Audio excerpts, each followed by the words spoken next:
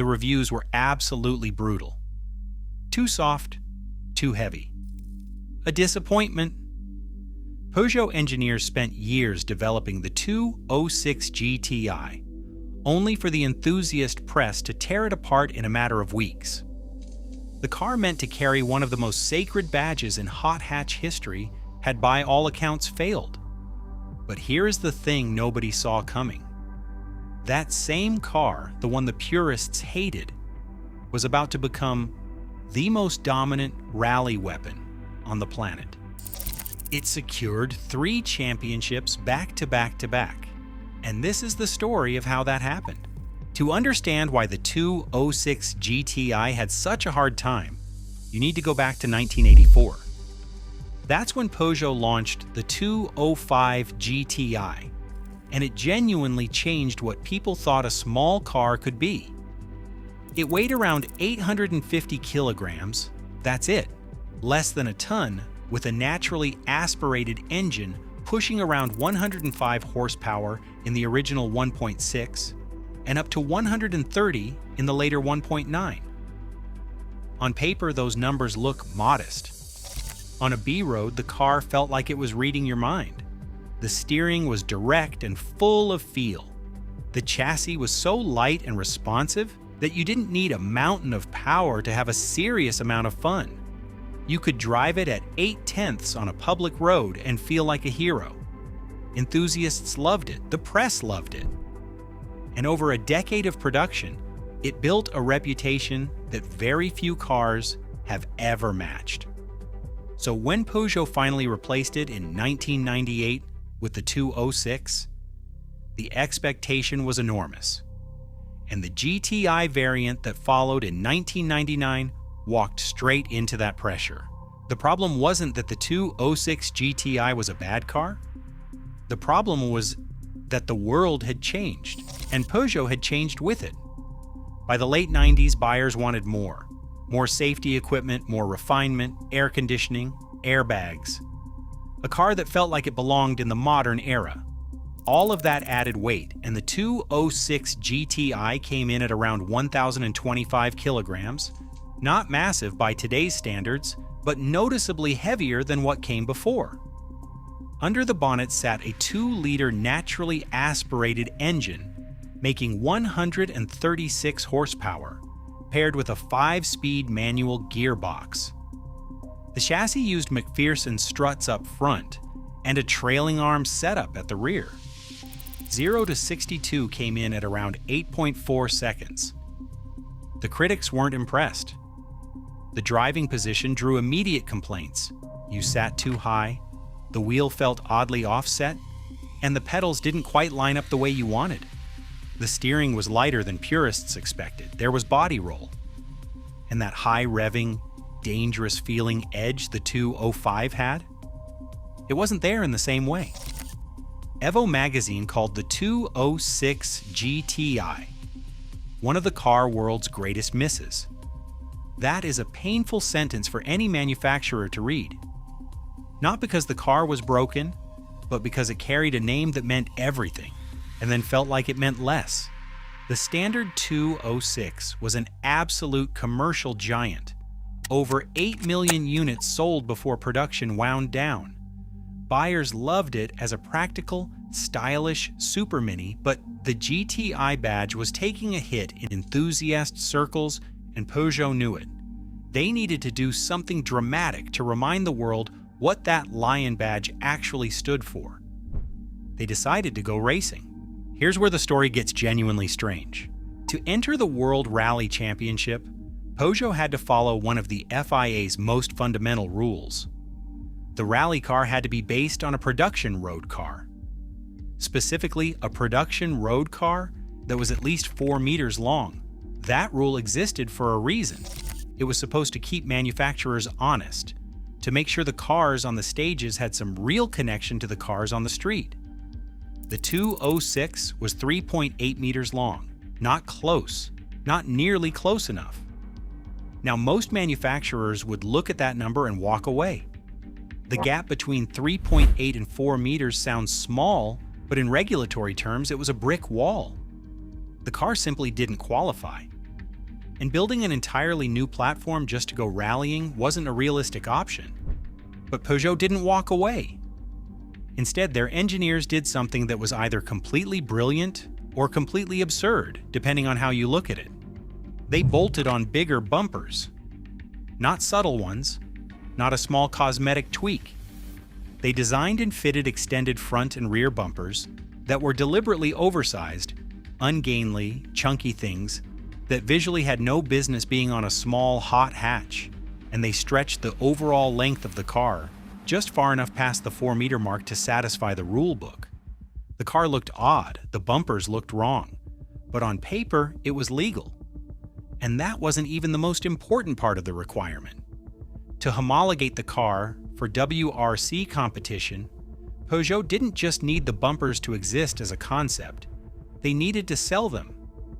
The FIA required manufacturers to produce and sell a minimum of 4,000 road-legal examples of the homologation variant to the public before the rally version could compete. You couldn't just build a handful of compliance cars and lock them in a warehouse. Real people had to buy them. So Peugeot built and sold exactly 4,000 units of what became known as the 206 GT, a standard road car wearing those extended bumpers, offered to the public with a straight face. If you bought one of those cars in period, you were essentially buying Peugeot's paperwork. You were the reason the rally team was allowed to show up on the stages.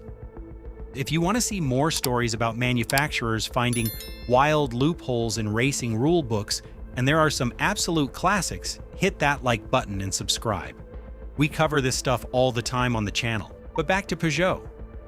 Because once those 4,000 cars were sold, once the homologation was signed off and the FIA gave its approval, Peugeot revealed what they'd actually been building behind closed doors. The 206 WRC was not related to the road car in any meaningful sense beyond the basic shape of its body panels. Underneath was an entirely different machine. A 2-liter turbocharged 4-cylinder engine developing around 300 horsepower, fed through a sophisticated 4-wheel drive system and tuned specifically to handle the brutal, unpredictable demands of WRC stages. Gravel, tarmac, snow, ice, the car had to be fast and survive all of it. The road car's trailing arm rear suspension was gone. The lightweight but road-compliant setup was gone. What replaced it was purpose-built rally engineering developed by a team that had deep roots in Peugeot's Group B history from the 1980s.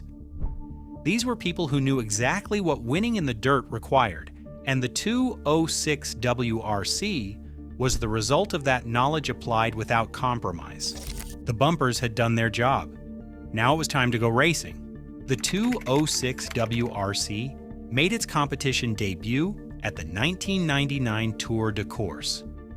Peugeot described that first season as a learning year, a conservative approach designed to gather data and build reliability before going for championships.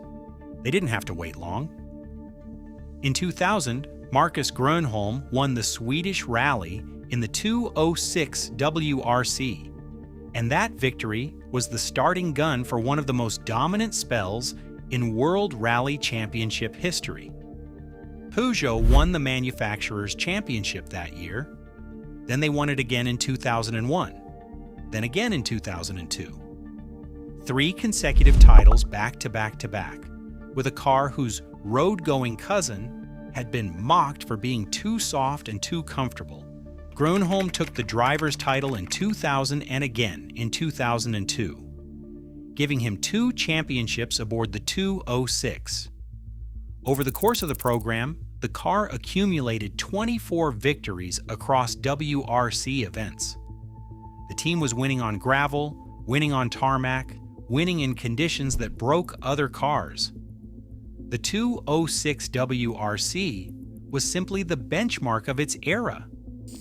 Think about what that means for a moment. The exact same GTI badge that Evo had described as one of the car world's greatest misses was now sitting on the bonnet of a 3-time championship-winning rally machine. The car the purists had dismissed as a commuter wearing a performance costume was dominating the most grueling motorsport on the planet. Gilles Panizzi contributed 7 victories to the program across his time with the team. Harry Rovanperä scored his sole career WRC win in the 206 at Rally Sweden in 2001. The car was working for everyone who drove it, and public perception started to shift. Because when a car wins like that, consistently, brutally, across 3 full seasons, people start looking at the badge differently. The 206 was no longer just the car that disappointed the enthusiast press at launch. It was the face of Peugeot's most successful rally campaign since the Group B era. The reputation had been rebuilt on dirt roads. Now Peugeot had to bring that energy back to the showroom floor.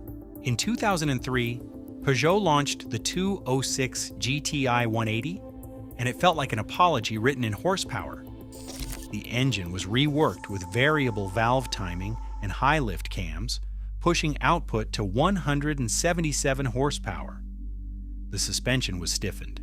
17-inch wheels replaced the old setup. A short shift gearbox tightened up the gear throws. And critically, they dropped in heavily bolstered Recaro bucket seats that finally fixed the driving position people had complained about since day one. 0 to 62 dropped to 7.1 seconds. The turn-in sharpened up. The high revving character that the original launch car was missing finally showed up. The sales volume of the base 206 had funded the rally team. The rally team's success had proven the chassis was genuinely world-class. And that proof funded the version of the GTI that should have existed from the start. A bad first impression is not a life sentence. The 206 GTI started soft, broke the rules to go racing, and came back a champion. Would you rather own the raw 205 GTI or the rally-bred 206 GTI 180? Let us know in the comments. Subscribe to Top Tier Motors so you don't miss our next deep dive. And if you want to know why Toyota's mid-engine masterpiece was their most dangerous mistake, watch this video next.